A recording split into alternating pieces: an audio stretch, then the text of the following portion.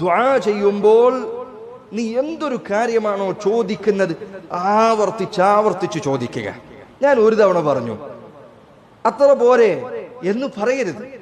അല്ലാഹു സുബ്ഹാനഹു വ തആല അവനോട് ഒരു കാര്യം നിനക്ക് ലഭിക്കുന്നതിനു വേണ്ടി നീ ആവർത്തിച്ചു ചോദിക്കുക. ഫദ്കുറുല്ലാഹ കദിക്രികും ആബാഅകും ഔ അശദ്ദ ദിക്റാ.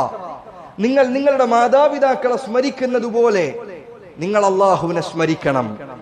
ചില മുഫസ്സിരീങ്ങൾ ആ ആയത്തിനെ വിശദീകരിച്ചുകൊണ്ട് പറഞ്ഞു, ചെറിയ കുട്ടികൾ നിങ്ങൾ കണ്ടിട്ടില്ലേ, അവരുടെ ചെറിയ പ്രായത്തിൽ വാക്കുകൾ പഠിച്ചു തുടങ്ങുമ്പോൾ അവന്റെ വാപ്പയുടെ പിറകിൽ അവന്റെ ഉമ്മയുടെ പിറകിൽ എപ്പോഴും ഉണ്ടായിരിക്കും. ഉപ്പ എനിക്കത് വേണം, ഉമ്മ എനിക്കിത് വേണം, ഇതിങ്ങനെ ചോദിച്ചു കൊണ്ടിരിക്കും. തരാമെന്ന് പറഞ്ഞാൽ വരെ ചിലപ്പോൾ ചോദ്യം അവസാനിപ്പിക്കുകയില്ല. അങ്ങനെ നിങ്ങൾ അല്ലാഹു സുബ്ഹാനഹു വ തആലയെ സ്മരിക്കണം, അതല്ലെങ്കിൽ അതിനേക്കാൾ ശക്തമായി സ്മരിക്കണം എന്ന് ഖുർആൻ അല്ലാഹു പറയാണ്. അതുകൊണ്ട് നീ ചോദിക്കുന്ന കാര്യം വീണ്ടും വീണ്ടും വീണ്ടും വീണ്ടും ചോദിച്ചു കൊണ്ടിരിക്കുക. നബി സല്ലല്ലാഹു അലൈഹി വസല്ലം അവിടുന്ന് പറഞ്ഞില്ലേ, അലിസ്സു ബിയാദൽ ജലാലി വൽ ഇക്റാം, യാ ദൽ ജലാലി വൽ ഇക്റാം എന്ന് അല്ലാഹുവിനെ വിളിച്ചുകൊണ്ട് തുടർച്ചയായി വിളിച്ചുകൊണ്ട് നിങ്ങൾ പ്രാർത്ഥിക്കുക. പ്രാർത്ഥന ഒരിക്കലും നിർത്തരുത്, ഒരിക്കലും കുറവ് വരുത്തരുത്.